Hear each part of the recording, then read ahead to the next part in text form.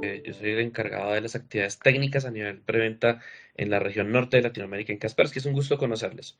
Tiempo promedio de la presentación, 30 a 35 minutos. Queremos que sea algo muy concreto, entregar un mensaje base entregue contexto de qué es un EDR. ¿Por qué? Porque, desde en los últimos años, como decía Alejandro, pues ah, hay muchos fabricantes que entregan su propia versión de lo que es un EDR, ¿cierto? En algunos casos se entrega un mensaje tergiversado, en otros casos se entrega como que se sobreestima el valor de o se subestima más bien el valor de un EDR. Y esta sesión tiene como objetivo principal mostrarles exactamente qué es, qué no es, para qué sirve y si es necesario tener un EDR en nuestras infraestructuras tecnológicas. Vamos allá, vamos. La idea es que por favor, como indicaba Mario, pues las preguntas las vayan dejando en el chat por escrito o si desean tomar la palabra por favor, aguardemos hasta el final de la sesión. Muy bien, empecemos hablando. Bueno, confirmo. ¿Me estás escuchando? Mario, ¿tú me puedes confirmar si me oyes con Sí, claridad? se escucha Buenísimo. perfecto. Vale, buenísimo. ¿Qué no es un EDR? No es un EDR un componente Next Generation como algunos fabricantes lo quieren hacer ver. ¿Por qué razón? Porque esas características que ustedes están viendo en pantalla, que tienen que ver con detección, ¿cierto? A pesar de que EDR significa detección y respuesta a endpoint, la detección no es exclusivamente de malware, es de anomalías, como lo vamos a ver ahorita a continuación en un concepto de Gartner. Ahora, hay muchas empresas que se quedan en el afán de posicionarse, dicen, miren, pero Kaspersky no usa nada Next Generation, no utiliza tecnologías cloud. Eh, para muchos clientes es sorpresa cuando uno les muestra la tecnología y les dice, mire, esto está implementado desde hace 10 años en nuestro producto endpoint tradicional. Lo nuevo tiene que ver ya con otras cosas, las tecnologías EDR abordan muchas más características, un alcance mucho más profundo, lo cual vamos a ver a lo largo de la presentación. Y, por supuesto, es importante, sabiendo de antemano que no es un EDR, veamos que sí lo es. De acuerdo con Gartner, eso no lo dice Kaspersky, lo dice Gartner, y aquí se puede, aquí lo podemos resaltar. Dice Gartner que un EDR debe proporcionar cuatro capacidades principales. Debe generar capacidades de detección de incidentes de seguridad, ¿cierto? Algunos de ustedes se preguntarán, pero eso ya lo hace un endpoint. Un endpoint detecta eventos de malware, pero eventos de seguridad como por ejemplo ataques de fuerza bruta, intentos de vulnerar un servicio de sistema, eso ya es otro asunto. Recordemos que las tecnologías de endpoint, mal llamadas antivirus, se encargan principalmente de detectar objetos que realizan acciones maliciosas. En este caso, malware en general. Ahora, pero Gartner dice que un EDR debe contener el incidente en el punto final. Eso significa tener mecanismos de aislamiento para los equipos que registren o reporten esos eventos de seguridad. Y al final dice, perdón, otro tanto, dice investigar los incidentes de seguridad, es decir, debe permitir contar o debe facilitar elementos que permitan realizar análisis de causa raíz o que permitan llegar a la raíz de lo que originó ese evento de ciberseguridad. Y por otro lado, proporcionar orientación, dice aquí, para la reparación. Eso significa que debe ofrecer algunas herramientas propias o debe ofrecer instrucciones que permitan remediar o más bien reparar los daños ocasionados en ese evento de seguridad. Eso es un EDR, ¿cierto? Pero seguramente el concepto de Gartner no quede completamente claro. Para eso hemos creado un exoesqueleto que vamos a ver más adelante. Tan solo recordar que hoy en día y con todo el afán de otros fabricantes de posicionar las tecnologías de detección y respuesta a endpoint, si estos elementos que estoy mencionando de EDR no se amparan en en una protección endpoint tradicional que sea consolidada, que sea fuerte, que sea robusta y que adicionalmente esté bien configurada, realmente el aporte que puede ofrecer un EDR va a ser muy escaso. Y ahí es donde es importante ofrecer ese contexto de lo que sí es un EDR, de lo que no es y por qué debemos usar un EDR. Esencialmente, y como muchos de ustedes seguramente ya lo tienen presente, esto es un concepto emitido por esta entidad denominada SANS, que es una organización norteamericana que es una academia de ciberseguridad, ¿cierto? Ellos llegaron a la conclusión en una encuesta hace aproximadamente 4 años, una encuesta muy interesante a empresas que sufrieron incidentes informáticos y en el 76% a los consultados se les preguntó en sus casos cuál, cuántos endpoints estuvieron involucrados en el incidente y en el 76% de las personas encuestadas respondieron, perdón, estoy descontextualizando la información, se estableció que en los incidentes que sufrieron los encuestados se logró establecer que el 76% de las alertas revisadas fueron generadas por puntos finales. ¿Por qué los endpoints tienen que ver mucho o son parte fundamental o crucial de un incidente de ciberseguridad? Porque los criminales saben que detrás de esas máquinas, detrás de esas estaciones de trabajo, detrás de esos servidores, hay gente, hay personas. Y si esas personas no están socializadas o no conocen el riesgo al que están expuestos, incluso cuando están eh, conectados en una red corporativa, pues por supuesto los criminales aprovechan esa coyuntura y a través de distintas técnicas pues van a poder lograr distintos cometidos. Ahora, decía Alejandro en su introducción que hace 10 años nadie pensaba en esto y es así. Hace más o menos 10 años, Gartner, con toda la escalada de cibercrimen que se empezó a ver, ¿cierto? Empezó a recomendar a los fabricantes de protección de endpoint tradicional que crearan soluciones de investigación, es decir, de respuesta y detección endpoint. Pero ¿qué pasa? Los fabricantes, incluso nosotros empezamos a ver o a desarrollar soluciones que eran mucho más, de nivel mucho más superior, es decir, no ofrecieron un sinnúmero de herramientas que, por ejemplo, empresas del segmento SMB no tenían o el conocimiento o la experiencia para trabajar, manipular o dar gestión a la información tratada por ese tipo de herramientas de respuesta y detección endpoint. Entonces, hace 2 años, Gartner emitió un comunicado en su blog en el cual empezó a recomendar a las empresas, a los fabricantes de protección endpoint tradicional, a que empezaran a ofrecer al menos elementos básicos de detección y respuesta endpoint dentro de las plataformas de endpoint tradicionales. Es decir, que dentro de esa misma oferta de protección de endpoint o mal llamado antivirus, se incluyesen elementos que permitan a un cliente al menos tomar decisiones de respuesta básicas ante incidentes de ciberseguridad. Y esto fue emitido hace 2 años.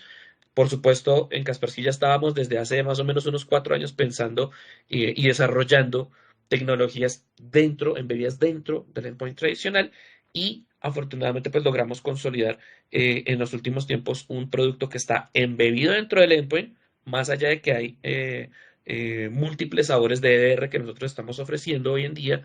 Antes ofrecíamos solo dos, ahora estamos ofreciendo uno que está embebido dentro del endpoint. Si el cliente no cuenta con el conocimiento o la madurez en ciberseguridad para poder manipular o gestionar los eventos recolectados por este tipo de tecnologías, pues ofrecemos un EDR de tipo base que le permita llegar a hacer análisis de causa raíz, revisar indicadores de compromiso, pero eso lo vamos a explicar de una forma detallada más adelante. Nuestro equipo global de respuesta a incidentes, en un reporte que generó hace 2 años, empezó a darse cuenta que cuando las empresas, no solo las del segmento SMB, sino las del segmento corporativo, logran identificar la brecha de ciberseguridad, es decir, logran identificar que hay un intruso dentro de su red corporativa, el costo, el impacto económico puede llegar a verse reducido hasta en un 32%, que si se llegase a identificar después de una semana la presencia de ese criminal dentro de los equipos en una red corporativa. ¿Esto qué significa? Que cuando los clientes logran tener mecanismos, herramientas de detección temprana de intrusos, ¿sí? O de detección y respuesta a endpoint, ¿vale? Porque recordemos que estas soluciones, este tipo de soluciones, no pretenden ni desplazar las tecnologías de borde que tenga el cliente implementadas, ni mucho menos las tecnologías de protección endpoint tradicional que el cliente tenga en su infraestructura. Entonces, en tal sentido, lo que dicen nuestros especialistas es que cuando las empresas tienen esos elementos suficientemente configurados para dar visibilidad a esas acciones ofensivas, maliciosas y evasivas que realizan los criminales dentro de una infraestructura tecnológica, antes de que transcurra una semana, pues en el caso del SMB, los costos que se pueden evitar también son sustanciales, pero definitivamente en el caso de las empresas del segmento Enterprise, no solo se ve una reducción de los costos del impacto económico, sino del impacto reputacional, que pues como todos sabemos es uno de los costos más difíciles de asumir. Ahora, muy bien, ¿para qué debemos usar un EDR? Y aquí, perdón, aquí es donde vamos a presentar el exoesqueleto del ataque. ¿Por qué es importante? Nosotros consideramos que es importante que nuestros clientes entiendan que los temas de ransomware no es que llegue un ransomware, un archivo y se ejecute e infecta y ya. Todo eso corre, es parte de un proceso y ese proceso tiene que ver justamente con lo que vamos a ver a continuación. Vamos a dividir este ataque o este ejemplo de ataque. La plataforma de Mitre establece que hay 6 fases de un ataque. Nosotros por temas de tiempo lo vamos a resolver en 3, ¿vale? Que son las que están viendo en pantalla: penetración, instalación y ruteo, que es prácticamente tener un control desde bajo nivel de equipos o servidores en una infraestructura tecnológica. ¿Cómo empieza todo? Todo empieza con un criminal buscando en Internet alguna conexión expuesta de mal configurada de un servicio de correo electrónico, una cuenta de correo o un acceso a un servicio de correo en la nube. Piensen en cualquier servicio en la nube que ustedes consideren, que no tenga una autenticación segura y que no tenga definido un múltiple factor de autenticación.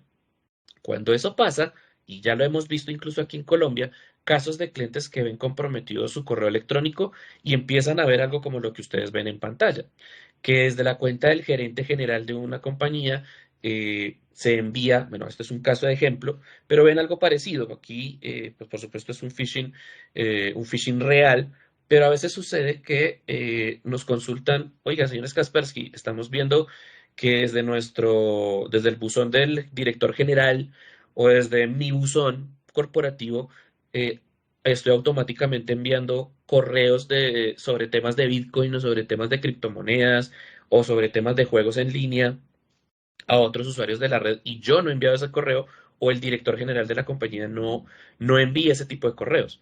A partir de este escenario empiezan a darse distintas acciones ofensivas que las vamos a ver a continuación.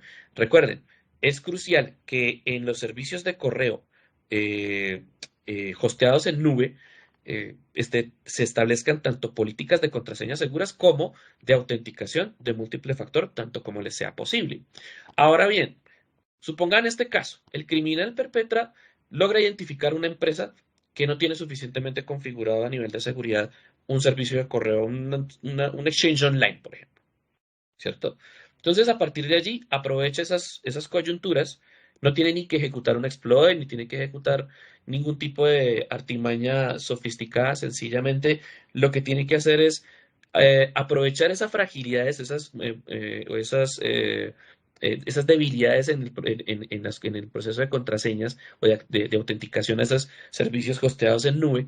Y aquí lo único que tiene que hacer es tomar control de ese servicio, crear un correo con un adjunto malicioso y encontrar una víctima que abra el adjunto que ha construido ese criminal. Una vez ese adjunto lo abre una víctima, yo lo llamo, es un escenario que yo llamo de morbo culposo, en el cual, por ejemplo, nos hemos dado cuenta de casos de clientes que no tienen interacción con ninguna empresa en Brasil o en Portugal, y aún así cuando reciben correos en portugués con adjuntos relacionados con fotos de alguien famoso en Río de Janeiro, como que les puede mucho dar el clic en ese adjunto a ver qué pasa, ¿cierto? Eso yo lo denomino el morbo culposo, el saber qué ocurre, sabiendo que es un escenario de un correo electrónico sospechoso, ver qué pasa, a dónde me lleva ese adjunto, a dónde me lleva ese enlace sospechoso que va dentro de ese correo. Si la víctima cae en la trampa, en segundos se llevan a cabo múltiples actividades en segundo plano, ¿cierto? Que tienen que ver, por ejemplo, en muchas ocasiones con la carga de aplicaciones que establecen conexiones con equipos remotos. esos equipos remotos pueden estar en cualquier lugar del mundo. No necesariamente tienen que estar cerca, no necesariamente tienen que estar en esta misma región, ¿cierto? Hay casos de criminales tan sofisticados que el comando y control lo ejercen con unos mecanismos que son increíbles de ver en acción. Ahora bien, de vuelta, como decía hace un momento, en segundos, se envían en segundo plano una serie de elementos utilizando técnicas como la de la esteganografía, como que son, por ejemplo, fotos de gaticos en un PDF o fotos de fotos de una mujer voluptuosa, de un hombre muy atractivo, de un equipo de fútbol, fotos o imágenes que permitan que el atacante, o en este caso el criminal, pueda realizar acciones evasivas en segundo plano. Y recordemos que la esteganografía no solamente implica el embeber aplicaciones dentro de una imagen o dentro de un documento, dentro de un archivo de texto, sino que adicionalmente implica el uso de herramientas legítimas. Es algo como lo que ustedes están viendo aquí en pantalla. Lo que están viendo en pantalla es algo que se llama PSExec. El PSExec es un archivo que actualmente creo que no tiene un tamaño superior a las 10 o 12 megas.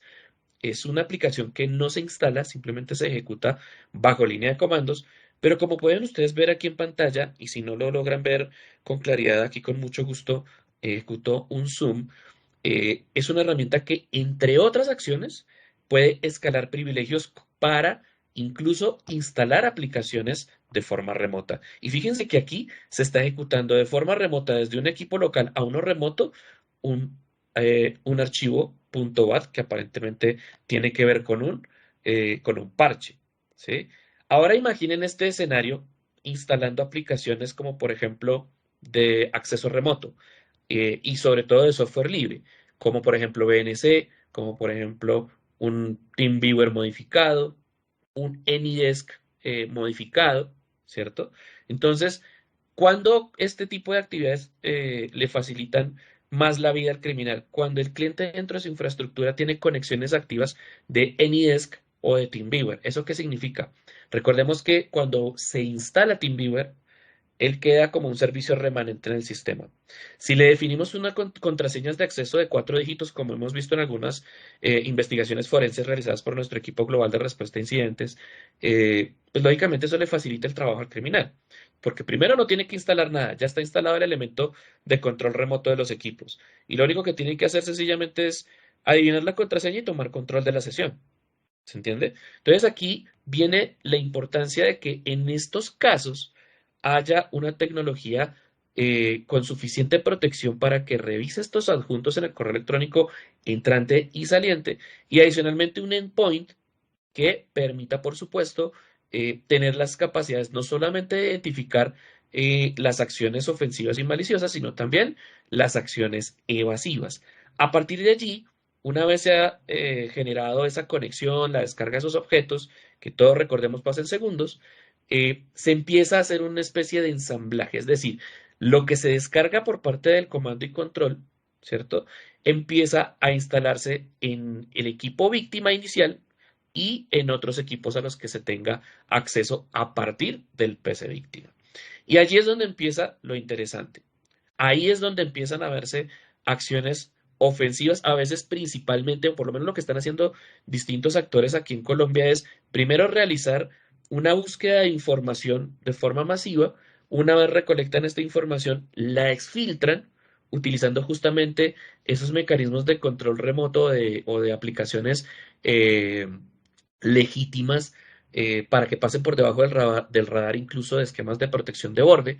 Y allí, por supuesto, es donde empiezan, ahí sí, una vez el criminal tiene control completo o superlativo de las estaciones de trabajo y de un conjunto de servidores, ahí sí, una vez ha robado lo más valioso que son los datos, empieza el problema de ransomware, ¿sí? A veces los criminales son un poco más sofisticados y lo que hacen es decir, me interesa qué va a hacer este usuario. Ya tengo el control de esos equipos, me interesa saber qué otras cosas hacen los usuarios. Me interesa saber si manipulan o hacen transacciones con sitios bancarios.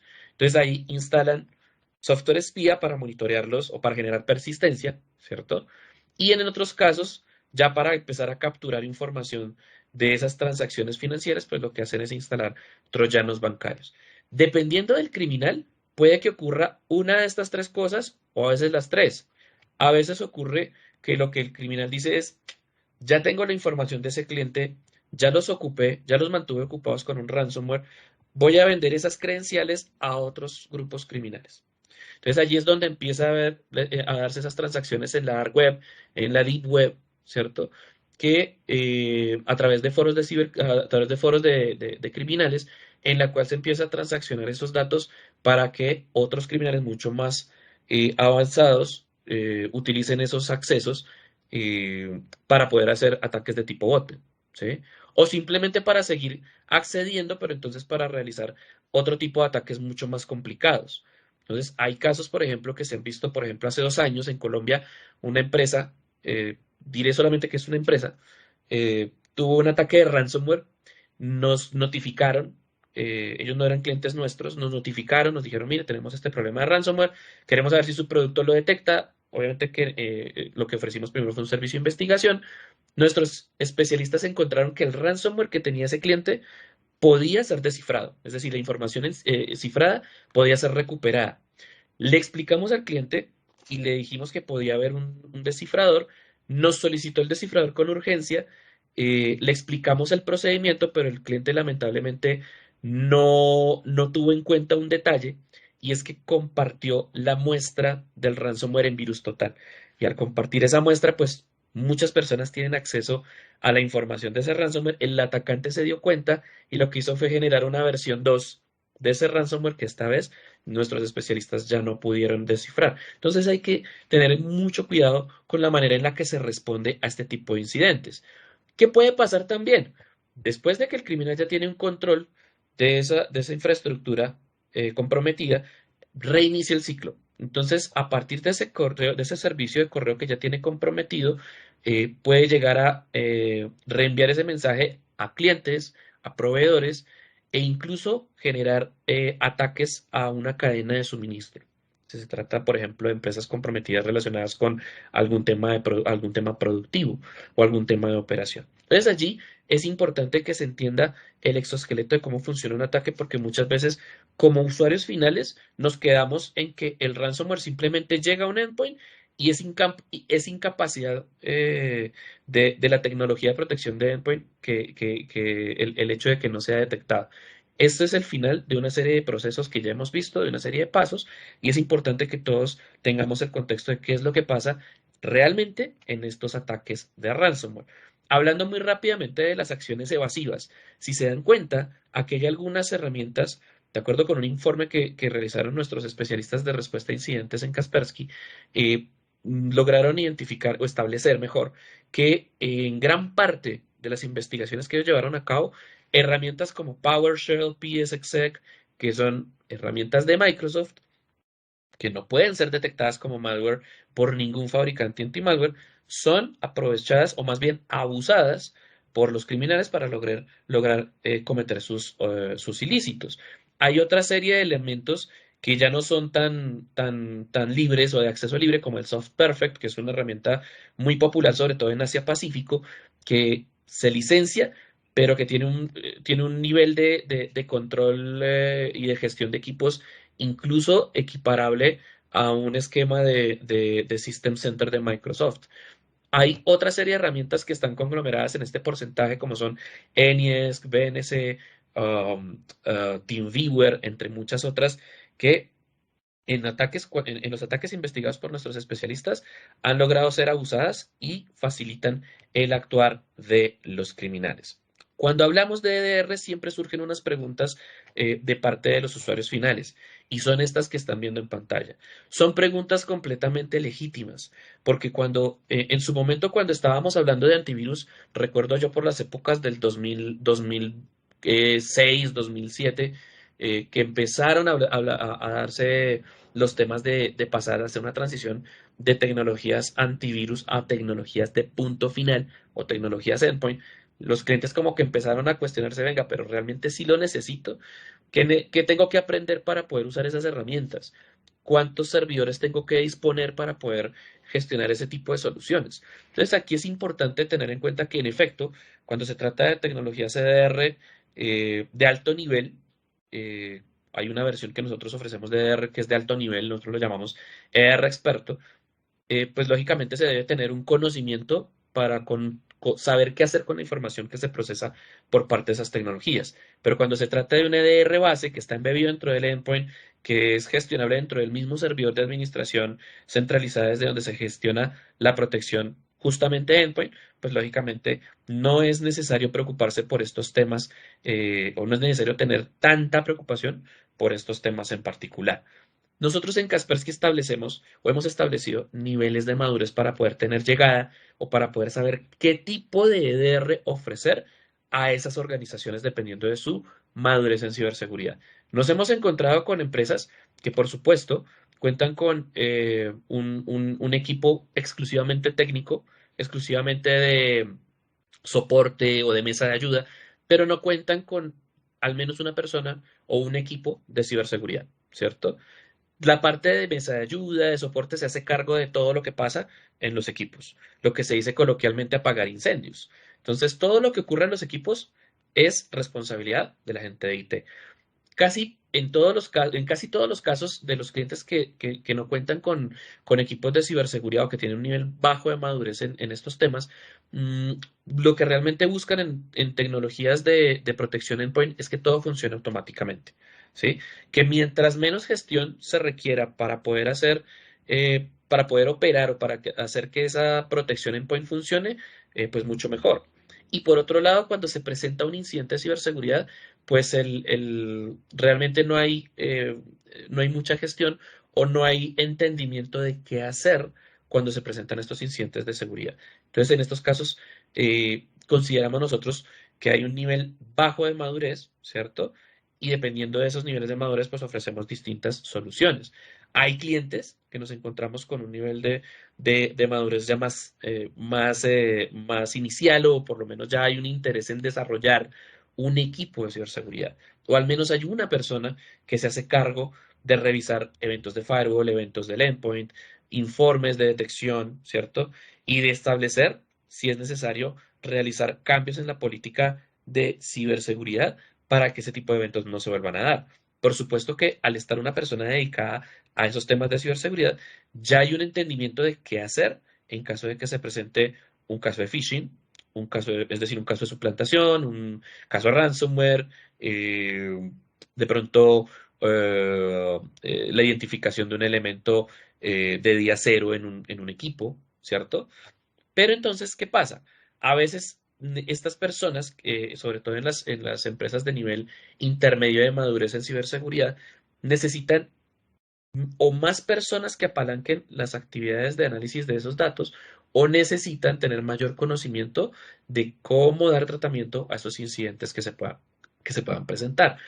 Ya el caso de las empresas con un nivel de madurez alto, ya cuentan incluso con equipos certificados, acreditados en temas de investigación, en temas de forense, ¿cierto? Un saludo al chiquito que estuvo saludando por ahí.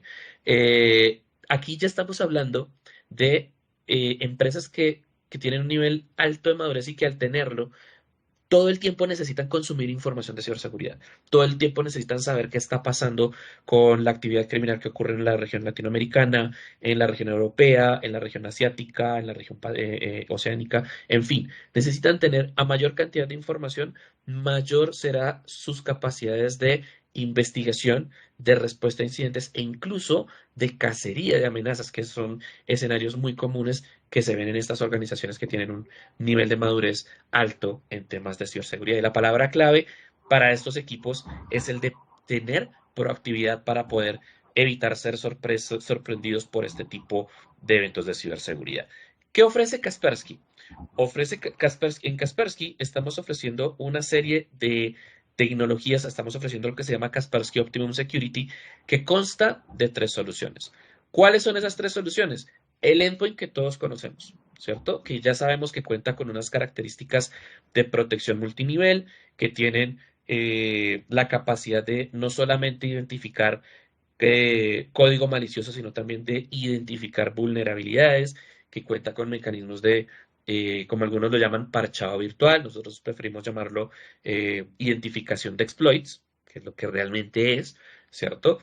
Que a través de la tecnología de endpoint se puede saber exactamente qué es lo que está instalado en los equipos y asimismo poder, con base en lo que está instalado, pues tomar distintas decisiones desde el módulo de gestión centralizado, entre otras acciones que son propias de este tipo de tecnologías. Pero embeber o incluir, integrar dentro de la misma plataforma de endpoint tecnologías de respuesta y detección endpoint base, yo la llamo así base porque son elementos base, como la que ofrecemos en EDR Optimum, que va a permitir que dentro del mismo endpoint, sin que se consuman más recursos, el cliente dentro de su esquema de gestión centralizada pueda revisar, por ejemplo, pueda visibilizar la cadena de un ataque. ¿Por qué?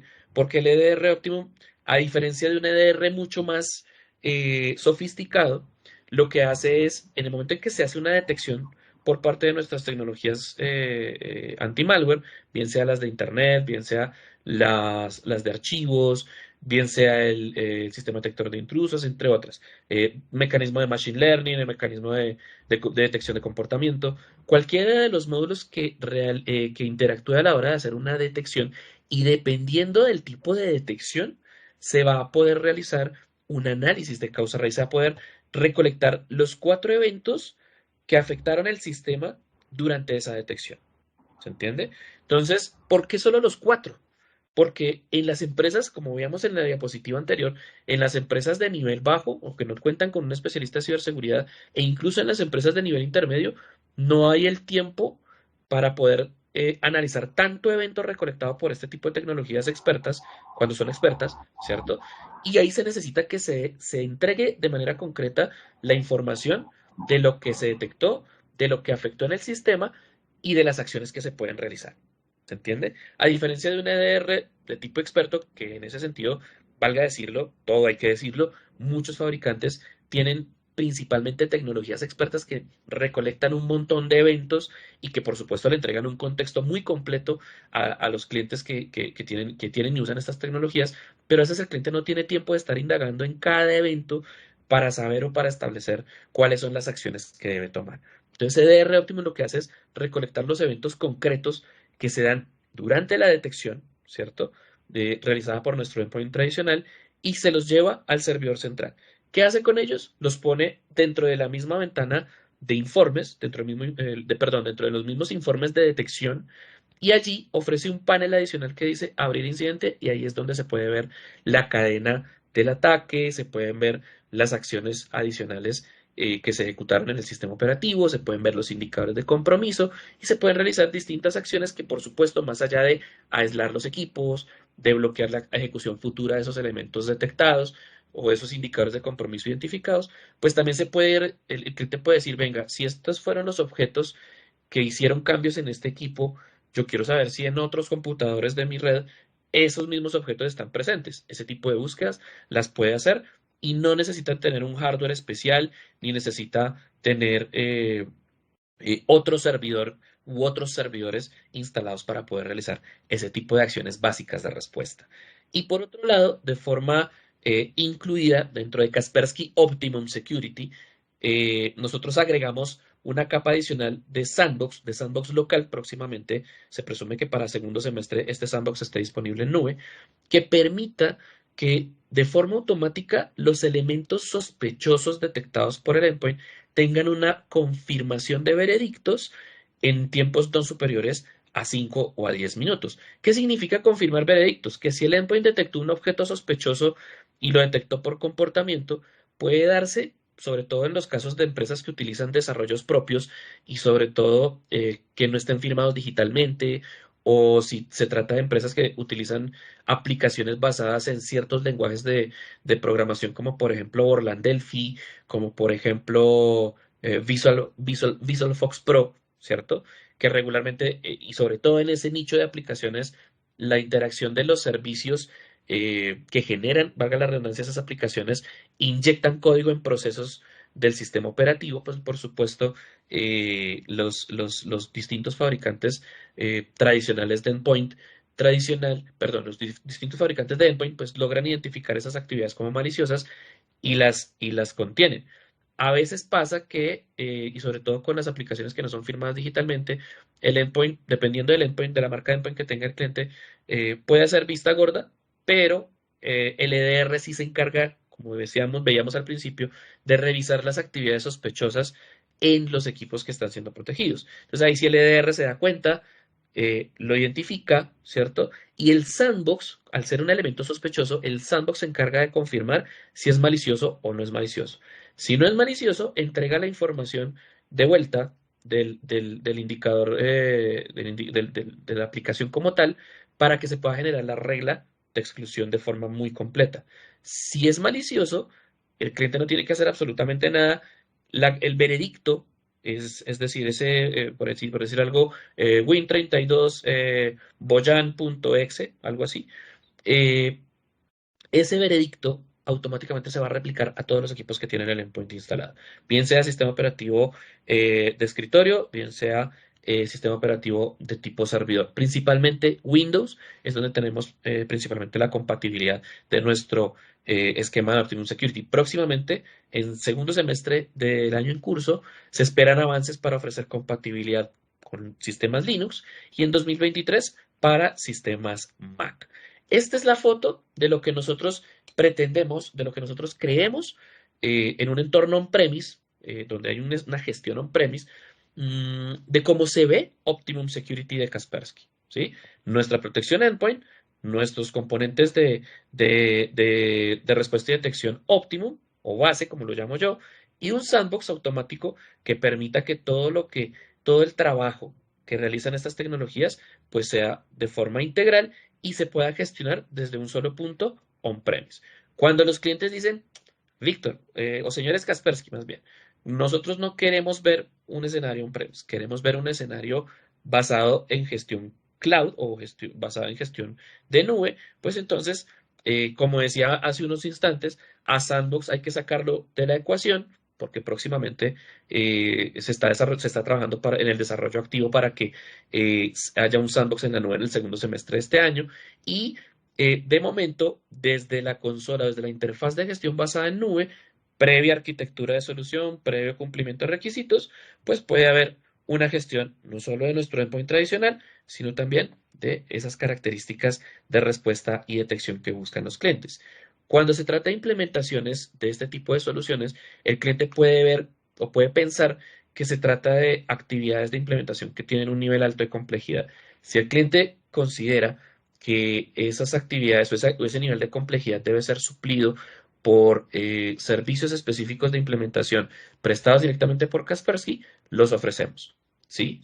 Y no solo eso, si el cliente dice, y de hecho GMS es nuestro socio de Kaspersky con mayor nivel de experiencia, con mayor nivel de certificación, a nivel técnico y comercial. Entonces, a veces el cliente puede decir, me gusta que GMS me ofrezca ese respaldo, pero yo necesito tener una interacción directa con Kaspersky si es que llegan a ocurrir algunos casos que GMS, por supuesto, es el intermediario, no es el desarrollador de la aplicación. Si hay casos que se le puedan salir de las manos a GMS, pues los clientes pudieran o quisieran tener una interacción más directa con nosotros, al mismo nivel de escenarios de soporte directo como los que ofrece con costo adicional Microsoft o VMware o distintos otros fabricantes en el mercado.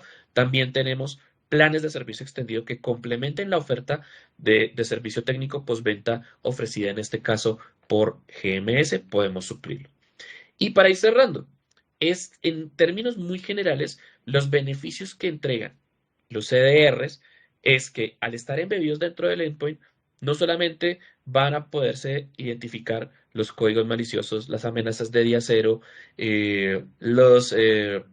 las acciones ofensivas o las acciones evasivas utilizando aplicaciones legítimas, sino que con todo ese conglomerado de tecnologías que ofrecemos en Kaspersky Optimum Security, la intervención por parte de quienes gestionan este tipo de tecnologías va a ser un poco más reducida, porque tendemos a que en esta tecnología Optimum Security funcione u opere todo de forma automática o al menos semiautomática, reduciendo por supuesto la carga operativa, la carga de trabajo, el tener que estar todo el tiempo haciendo gestión o estar conectados a una interfase de gestión del endpoint y por supuesto maximizando el retorno de la inversión, que en el caso de los EDRs, de acuerdo con un análisis realizado por IDC, el retorno de la inversión por parte de las empresas que adquieren este tipo de soluciones de respuesta y detección endpoint se mide en el tiempo que le toma a los especialistas de seguridad o incluso a quienes brindan soporte técnico para remediar o para dar tratamiento a un incidente de ciberseguridad detectado por el endpoint. Y eso es básicamente lo que les queríamos compartir.